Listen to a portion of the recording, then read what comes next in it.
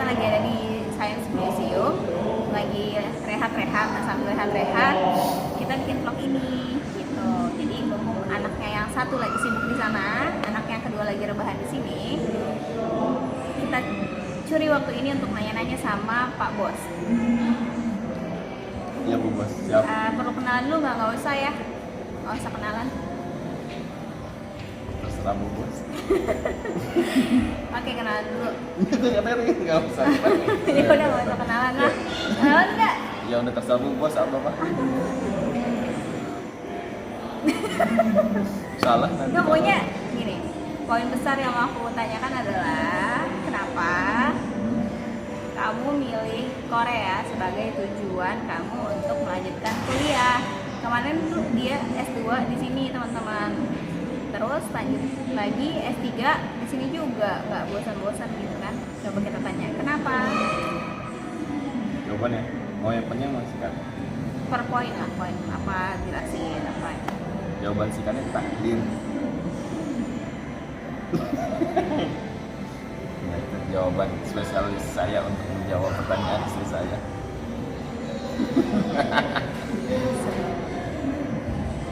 Poin pertama kenapa kuliah di Korea adalah satu, saya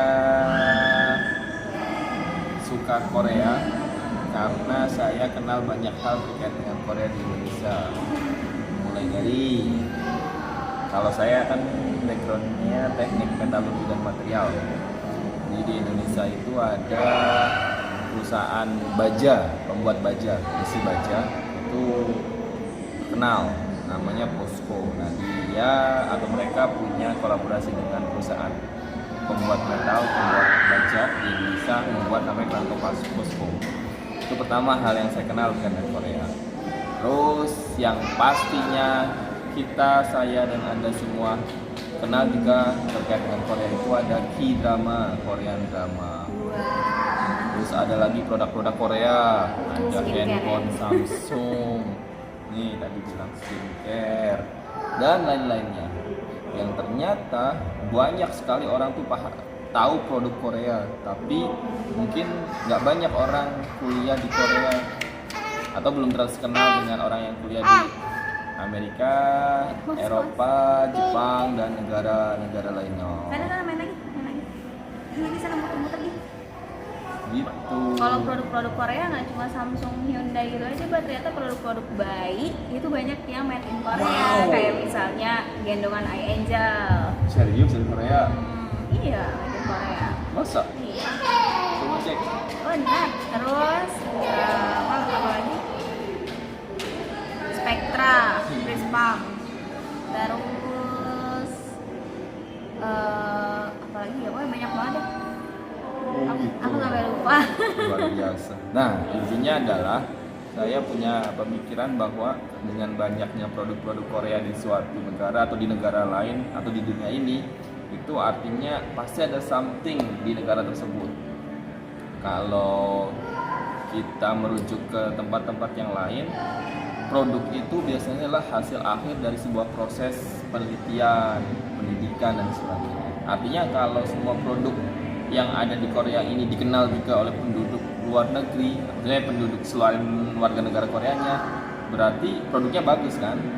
Atau produknya diakui. Mungkin kalau ngomong bagus relatif, tapi minimal orang menerima itu. Nah di situ saya paham berarti ada something yang dibuat oleh Korea di bidang pendidikannya. Karena tadi saya bilang produk itu adalah hanya hasil akhir dari sebuah proses.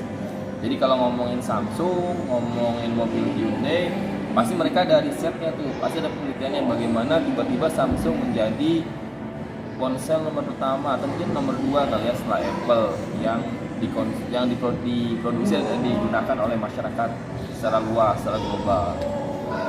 Terus K-drama juga termasuk. Kenapa film-film Korea itu kemudian menjamur di kita di Indonesia? Bahkan di negara lain pun saya dengar seperti itu. Pasti berarti ada strategi, ada kecanggihan dalam membuat filmnya, entah itu ceritanya, entah itu pengambilan gambarnya dan sebagainya. Yang pada ujungnya balik lagi pasti ada proses penelitian, proses latihan bagaimana Korea memproduksi hal-hal tersebut. Nah, oleh karenanya saya berpikiran Berarti kalau mau tahu harus datang ke negara Koreanya, harus belajar di negara Koreanya. Tuh. Makanya ketika S2 begitu ada kesempatan ke Korea, saya daftar ke sini dan pengen mengetahui hal seperti itu. Termasuk ada satu spiritnya juga yang saya sudah kenal atau ya saya dengar lah ketika S1 dulu adalah spirit tentang kerja kerasnya orang Korea. Jadi kalau dulu waktu SMP bahkan saya sudah pernah dengar tuh. Kalau SMP itu kalau kita ngomongin pelajaran geografi itu disebutin tuh 2 negara mancan Asia, Jepang dan Korea. Terus guru saya tuh waktu SMP pernah bilang gini, orang Korea deh, kalau kita kan di Indonesia seminggu tuh berapa jam sih kerja? Katakan dari jam 7 atau jam 8 lah, jam 8 sampai jam 6, jam 5 lah. Jadi sehari itu 8 sampai 9 jam. 9 jam katakan, 9 jam kali 5 hari kerja, 45 jam. Itu waktu Indonesia segitu tuh. Kira-kira ya. Kira-kira. Nah, konon kata guru saya waktu SMP itu kalau orang Jepang tuh 50 jam per week. Jadi sehari 10 jam. Nah, orang Korea kalau komentarin orang Korea sendiri gitu, dia bilangnya gini, "Hei kamu kerja cuma 50 jam, malas banget sih." Jadi standar Jepang tuh kata orang Korea itu standar malas katanya. Padahal dia lebih tinggi dibandingkan Indonesia. Artinya kalau ngomong kerja keras, orang Korea itu lebih keras lagi dibandingkan negara-negara lain termasuk Jepang yang sudah dikenal sebagai negara yang lumayan keras dalam bekerja. Dan hal itu pun ingin saya ketahui itu di sini tuh seperti apa sih etos kerjanya. Dan ternyata setelah di sini saya kenal kalau dari sisi etos kerja tuh etos kerja pali-pali, selain work hard juga apa ya, kerja lama gitu. Lama dalam arti durasinya lebih panjang. Itu dari sisi etos kerja ketika saya datang ke sini. Terus balik lagi ke alasan pertama, kenapa banyak produk-produk bagus yang kemudian dikenal di dunia? Pasti ada risetnya kan. Nah, di situ pun saya menemukan bahwa memang benar Korea sangat intens sekali membuat apa ya, pemerintahnya mengalokasikan dana penelitian.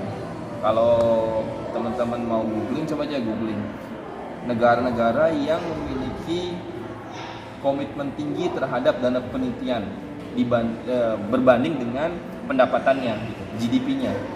Jadi kalau Indonesia itu belum nyampe berapa ya, masih 0,sekian% lah dibandingkan GDP-nya. Jadi kalau misalkan APBN-nya negara Indonesia itu 2 miliar, dana penelitian itu nggak lebih dari 1% ya kalau nggak salah. Nah kalau Korea itu tinggi, saya kurang tahu berapa persen dari GDP-nya, maksudnya lupa gitu. Tapi yang jelas negara Korea itu termasuk the best 3 lah in the world yang membuat pendanaan penelitian itu tinggi banget, mengalokasikan pendanaan penelitian tinggi banget. Wow. Dan itu benar-benar terjadi.